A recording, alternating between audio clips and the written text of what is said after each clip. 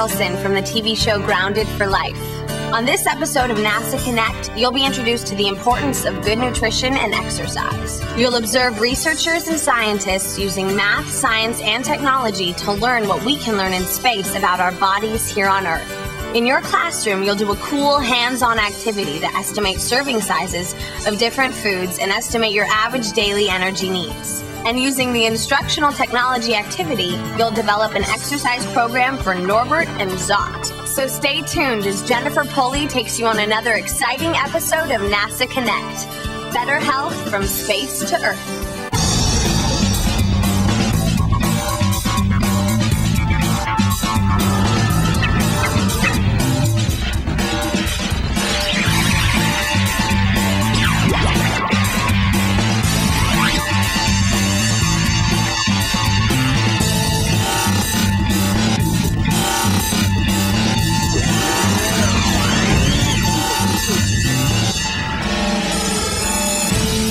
Ready? We got 5, last 4, make sure you're breathing, 3, 2 more, 2, come on, you can do it, last 1, there we go. All right, guys, let's grab some water, rehydrate, take 5. Hi, I'm Jennifer Pulley, and welcome to NASA Connect, the show that connects you to math, science, technology, and NASA. In addition to being your host, I'm also a certified aerobics instructor. Hey, Jennifer, that was a great workout, but I never knew I had so many stomach muscles. We do. I hope it helps me in my training. Oh, what are you training for? I want to try out for my cross-country team, and tryouts are in a couple of weeks. RJ, that is super. How's your training going? Well, I guess it's okay, but I really don't have too much energy during the day. Well, have you researched what nutrients your body needs? Because then you have to estimate and measure portions to make sure that the nutrients are in there. And of course, you have to have an exercise program. Measuring and estimating my nutritional needs. An exercise program? Not really. I think I'm eating okay. Do I look overweight? No, not at all. Tell me, what did you eat for breakfast? I had a soda and a glazed honey bun. It's better than nothing. RJ, a soda and a glazed honey bun? It's loaded with sugar. Yeah, the sugar provides me with energy. Yeah, but that energy doesn't last throughout the whole day, and that's why you get tired. You need something more substantial for breakfast. You know what I think? I think that we need to reevaluate and improve your nutrition and exercise program. And that way we can get you in tip-top shape for the cross-country tryouts. Okay. Guys, on today's program, we will stress the importance of good nutrition and exercise, especially in the adolescent years. And that means you. We will visit with NASA researchers to tell us what we can learn in space about our bodies here on Earth. And I will offer you a challenge at the end of the program. But before we talk more about nutrition and exercise and visit with NASA researchers, we must first understand the mathematical concepts for today's program, which are estimation and measurement. During the course of the program, you will be asked to answer several inquiry-based questions. After the questions appear on the screen, your teacher will pause the program to allow you time to answer and discuss the questions. This is your time to explore and become critical thinkers. Students working in groups, take a few minutes to answer the following questions. Number 1, what does it mean to measure and estimate? 2, are both math concepts related to each other? Explain. 3, give some examples of things that you measure and estimate every day. Now compare your answers to all 3 questions with other groups in your class. It is now time to pause the tape. You know, guys, the math concepts of measurement and estimation are an essential part of our daily lives. Let's think about things that you measure on a daily basis.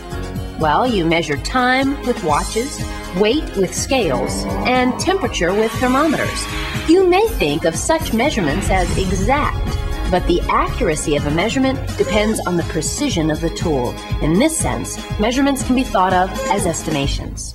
Now let's think about things you estimate on a daily basis, like the length of time it takes to get ready in the morning, or how long you need to walk to the bus stop, or how much cereal you pour into the bowl. Estimation is a powerful mathematical idea that can be used both to solve problems and to check to see if our results are reasonable. You know, in reality, things aren't always exact, and good estimation skills are really important for living successfully. For example, Norbert here wants to see if the Galactic Fitness 9000 treadmill will fit in his spare bedroom. The dimensions for the base of the treadmill are 1.8 meters by 0.9 meters. Norbert's calculator indicates that the base area of the treadmill is 16.2 square meters. Now, does the base area of 16.2 square meters for a treadmill seem reasonable to you? 16.2 square meters is about the size of Norbert's bedroom. That would mean the Galactic Fitness 9000 is a pretty big treadmill. Unless you tear down a wall, good luck trying to squeeze the treadmill through the door opening. Actually, Norbert forgot to enter the decimal point in 1.8 on his calculator. But, using mental math, Norbert's estimate suggested that the area of the treadmill should be about 2 meters by 1 meter, or 2 square meters. The actual base area of the treadmill is 1.62 square meters. In this case, Norbert used the estimation technique of rounding. Developing methods to check the reasonableness of results is vital to anyone working with numbers, especially engineers, scientists, and researchers. So now do you have a good idea about the concepts of measurement and estimation? You know, this would be a good time to pause the tape and review your answers to the 3 questions I asked you earlier. I just want to make sure you're on the right track. So, how do you apply these math concepts of estimation and measurement to nutrition and exercise? Well, to answer this question, we must first learn what good nutrition is and the benefits of regular exercise. Good nutrition is critical throughout life, but is most important for kids. While the body is growing, good nutrition helps to ensure optimal health. Every cell, every organ, and every system in the body relies on good nutrition. How many times have you fallen asleep in class after lunch? What do you typically eat for lunch? French fries? Greasy pizza? Donuts? Regular soda? Or even glazed honey buns? If you establish good nutritional habits at a young age, it will help lead to continuing these habits as adults. And remember, guys, the key to anything you eat is to eat in moderation. That means you don't eat an entire bag of chips while watching TV. And exercise is an integral part of effective weight maintenance and weight loss. Exercise helps to control your weight by using excess calories that otherwise would be stored as fat. Regulation of body weight is dependent on the number of calories you eat and use each day. Balancing the calories you use through physical activity with calories you eat will help you achieve your desired weight. Now I'm starting to understand the importance of nutrition and exercise. In order to stay healthy throughout my life, I have to start maintaining a good level of nutrition and exercise now. RJ, I am so proud of you. You're on the right track, buddy. And did you know that NASA has an interest in nutrition and exercise? That's right. Astronauts living on the International Space Station undergo changes in their body that can affect the way they function in space and when they return to Earth. Think about this question. What can we learn in space about our bodies here on Earth? Also, how do we apply the math concepts of measurement and estimation to nutrition and exercise? Good form, RJ. Okay, well, I help RJ with his exercise and nutrition program. Let's go visit Dr. Scott Smith, a nutritionist at NASA Johnson Space Center in Houston, Texas. Keep going, RJ. Thanks, Jennifer. Hi, my name is Scott Smith. I'm the lead for NASA's Nutritional Biochemistry Laboratory. Jennifer provided you some great background information on the importance of good nutrition. Based on the information she provided, can you come up with a definition for nutrition? What is your daily nutritional need for calcium? How are you meeting that need? In your groups, take a few minutes to answer the questions. Your teacher can now pause the tape so you can collaborate with your peers. Nutrition is the study of how the body uses nutrients, like calories, vitamins, and minerals, and how much of each of those nutrients the body needs. While good nutrition is important for everybody, NASA scientists at the Nutritional Biochemistry Laboratory look at how astronauts' nutrient needs are affected by spaceflight. One area that is very important is the role of nutrition in keeping bones healthy. Not eating foods that include nutrients such as calcium and vitamin D can result in weak bones. You can find good sources of calcium and vitamin D in dairy products such as milk and cheeses, broccoli, and spinach. Calcium is probably the most important nutrient that comes to building strong bones. More than 99% of the calcium in your body is stored in bones, and when you don't get enough calcium in your diet, it comes out of bones to help the other tissues. If you do that long enough, what happens is the bones become weak and brittle. It can lead to diseases such as osteoporosis. Osteoporosis is a disease where the bones become fragile and break. The best way to counteract or prevent getting osteoporosis is to eat well and exercise when you are young. So why are we concerned about bone loss during spaceflight? Astronauts actually lose bone mass during spaceflight. This is especially significant for long missions, such as the astronauts that serve on the International Space Station or on future missions to other planets. When astronauts return from long missions, they have an increased risk of fractures and other health problems because they lose bone mass and calcium. Do you have any idea why this occurs? Does that mean they get osteoporosis while they're in space? The human body gets used to operating in Earth's gravity field. When humans are removed from this environment, as when they travel in space, many complex changes take place. While living and working in a microgravity environment, your body senses that it doesn't need as much bone mass to support the body, so bone mass decreases. When you return to Earth's gravity environment, your body senses it needs more bone mass to support the body, so bone mass will begin to increase. Because it takes a long time to regain the lost bone, this is the period when you have a higher risk of bone fractures because your body's skeleton has a tougher time supporting your body against Earth's gravity.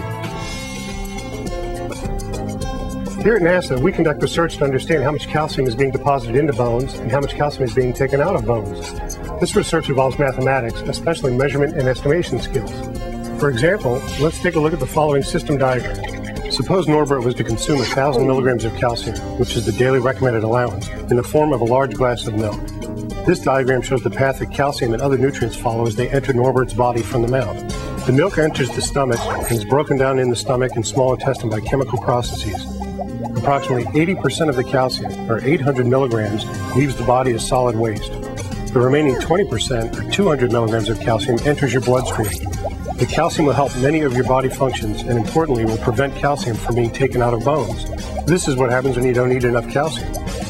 About 5%, or 50 milligrams of the remaining calcium, enters your kidneys and is released as liquid waste. Some of the calcium will be taken up into bone, and some will also be released by bone back into the bloodstream. Finally, a small percentage of calcium flows from the bloodstream into the large intestine and out as solid waste.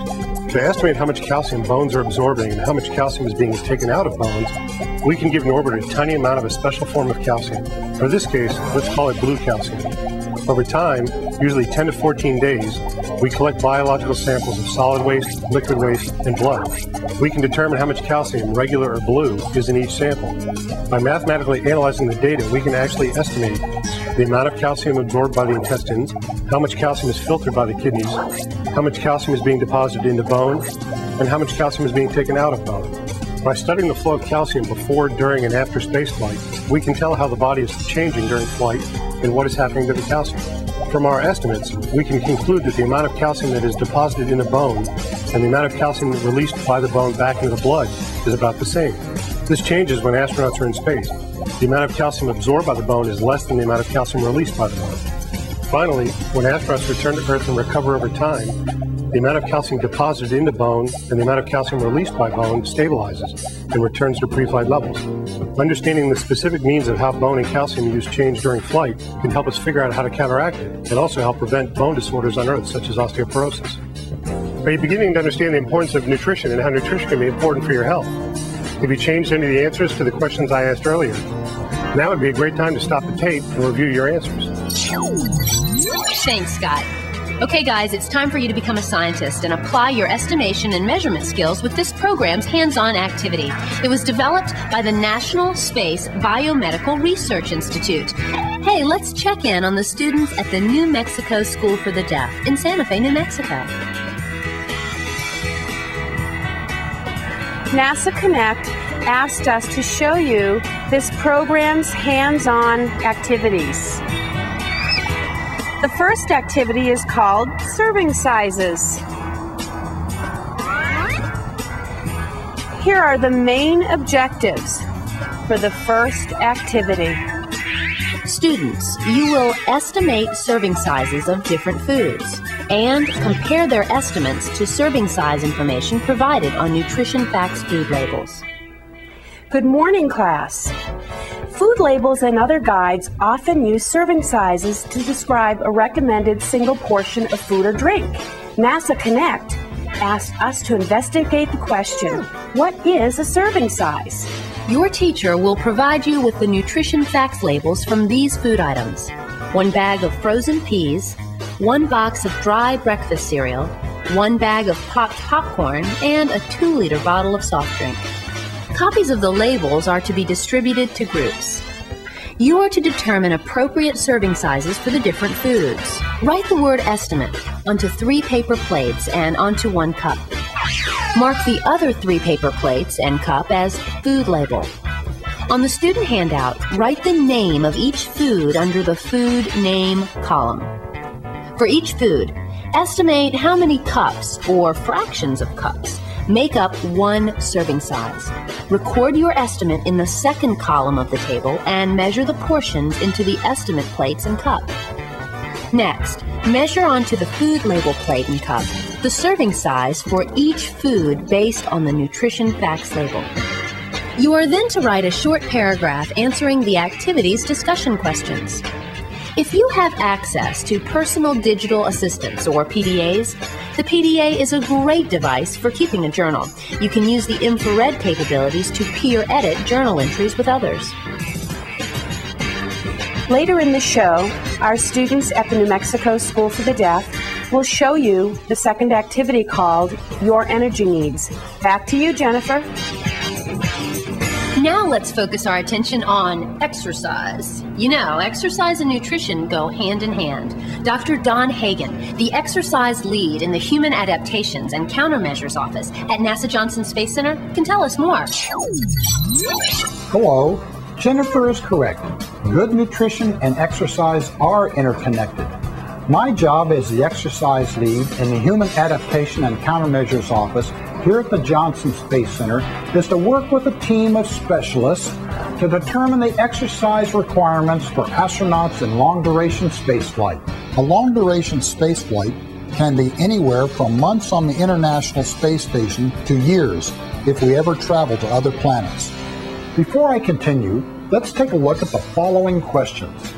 Why is it important for astronauts to exercise in space? Do astronauts have to be elite athletes to endure a long-duration spaceflight? Explain. What are some of the ways you measure your level of fitness?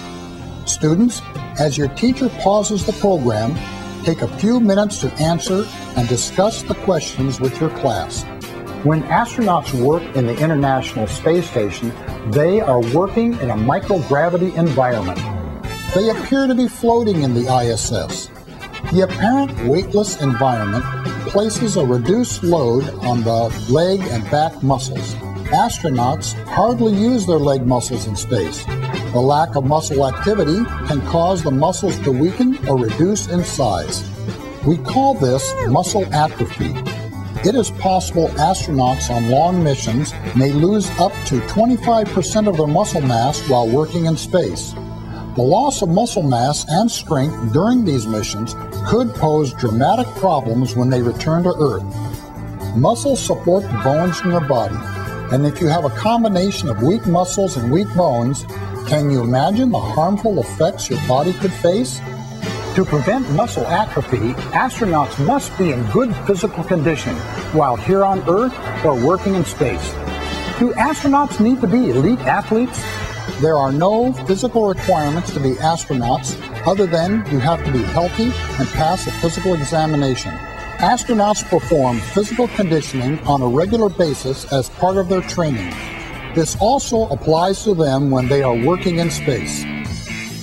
The NASA team is responsible for pre-flight, in-flight, and post-flight exercise performance testing for all astronauts. We want to make sure astronauts are in good shape before they go into space, lose the least amount of muscle mass while in space, and rehabilitate their whole body when they return from space. We can conduct research to measure the muscle performance of astronauts by simulating an apparent weightlessness environment here on Earth. Any ideas on how we can do that? Exposure to spaceflight is very similar to prolonged bed rest. Remember, a cause of muscle atrophy in space is lack of muscular activity.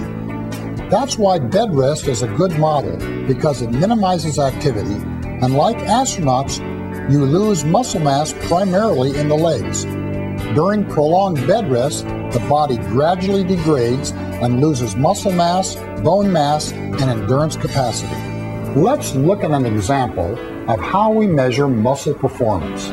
Suppose we use Norbert as our test subject and want to measure his exercise power output during pre-flight, in-flight, and post-flight. In pre-flight, we would first have Norbert use a resistive device to measure his leg power. As you can see in the animation, Norbert's legs are pretty strong. He was able to lift 100 kilograms 10 times. Next, we simulate in-flight testing by putting Norbert in bed for an extended period of time, say 20 days. During that period, Norbert conducts all his activities in bed except for using the restroom. On day 20, we measure his leg power again, while in bed, using the same resistive device, and see that Norbert can only lift 75 kilograms 10 times. What percentage decrease in leg power did Norbert lose over the 20 days? If you say 25%, then you're right. After 20 days, Norbert is removed from the bed and the rehabilitation process begins to rebuild his leg muscles. This is considered post-flight. He undergoes an exercise program that will allow him to regain the strength he lost in his legs. I'm sure glad he purchased that Galactic Fitness 9000 treadmill. In reality, the recovery process is different for most astronauts. It takes about 30 days for muscle strength and exercise capacity to return to normal. But bone density may take 6 months to a year to return to normal. The research we conduct in space and here on Earth may one day benefit many populations, such as the elderly or people who have had major operations and are subjected to extended bed rest. The important thing for you is that exercise and good nutrition help to build strong muscles, bones, and endurance capacity, and that both are needed throughout your life in order to optimize your health and thus prolong your life. Well, Jennifer, back to you. And by the way, how's your friend's exercise and nutrition program coming along? Well, I think RJ really understands the importance of good nutrition and exercise and that they go hand in hand to maintain good health overall. At the beginning of the program, do you remember RJ saying that his energy level was pretty low? Well, energy fuels growth, movement, and all the processes in every cell inside the human body. You know, now is a good time to go back and visit our friends at the New Mexico School for the Deaf to see how they're coming along on their second activity, Your Energy Needs, and how it applies to RJ's workouts. In this activity, you will estimate your average daily energy needs. We measure energy in calories. To help RJ figure out his energy needs, you have to calculate his baseline calorie need, also called basal metabolic rate, or BMR. BMR is estimated based on gender, age, height, and weight. You will work from the baseline energy needs handout and the total energy needs handout, which can be found in the educator's guide. The BMR value for men, well, in this case, RJ, can be calculated using the following equation, where W is the weight in kilograms, H is the height in centimeters, and A is RJ's age. The BMR equation for women is different than men, but it's also based on weight, height, and age. By substituting RJ's weight, height, and age into the BMR equation, the students estimated RJ's BMR value to be 1,645. This is his baseline energy need. Now, if we factor in his exercise level, the baseline value needs to be adjusted. Because RJ is trying out for the cross-country team, his exercise level should be high, meaning he is using a lot of energy. From the total energy needs handout, we can adjust RJ's BMR value by multiplying 1,645 and 1.9. The exercise level adjustments are found in the handout. And it looks like the total estimated energy needs for RJ is 3,125 calories per day. Good luck to you, RJ.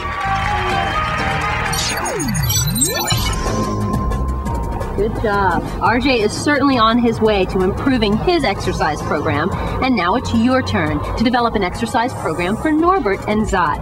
The students at Princess Anne Middle School in Virginia Beach, Virginia, will show you this program's web activity. There are 2 parts to the web activity. In the first part, called the Exercise Project, Norbert and Zot are on their Galactic Fitness 9000 treadmills. Their doctor and trainer have asked them to exercise 60 minutes a day and maintain an average heart rate of 100 beats per minute. Their doctor has divided their 60 minutes into 6 10-minute periods with a constant heart rate during each period. Your first job is to pick heart rate targets for each segment to make their average come to 100 beats per minute. Then you become the trainer and pick a good exercise plan for them and estimate their average heart rate for your plan. In the second part of the web activity, called the Heart Plot Project, you need to measure and record data on your own heart rate. Plot your data using the Squeak Heart Plotter. By analyzing the data on your plots, you will see how your heart rate changes as you exercise. Now it's your turn to take the Nutrition and Exercise Challenge, brought to you by the National Space Biomedical Research Institute. Working in groups, you will choose one of 7 specialty menu cards. Select from a person with hypertension, a strict vegetarian, a pregnant woman, a person who is lactose intolerant, a diabetic, an athlete in training, or an astronaut in space. You will plan a menu for breakfast, lunch, dinner, and snacks that meets the particular dietary needs described on the specialty menu card. You will also create an exercise program for the specialty menu card you choose. The instructions and materials can be downloaded from the NASA Connect website. Then, submit your nutrition plan and exercise program to the NASA Connect website. There's a good chance that your plan and program will be seen by millions of students across the country. Well, guys, that wraps up another episode of NASA Connect. We'd like to thank everyone who helped make this program possible. And you know, RJ is doing fantastic with his fitness and nutrition program, and we're going to keep our fingers crossed that he makes the cross-country team. As for us at NASA, we hope that you will consider how to improve and maintain your good health. Got a comment, question, or suggestion? Well, then email them to connect@lark.nasa.gov or pick up a pen and mail them to NASA Connect, NASA Langley Center for Distance Learning, NASA Langley Research Center, Mail Stop 400, Hampton, Virginia 23681. So until next time, stay connected to math, science, technology, and NASA. Here's to your health. See you then. If you were an astronaut experimenting out among the stars, conducting research weightlessly, could you improve our life on Earth from Mars? Do you think beyond the Earth's protective atmosphere, you could find a better way to care for people here? Maybe up in orbit, many cures can be found. We can help our friends and neighbors get their feet back on the ground. We are on a mission, a nutritional race. Captioning funded by the NAC Foundation of America.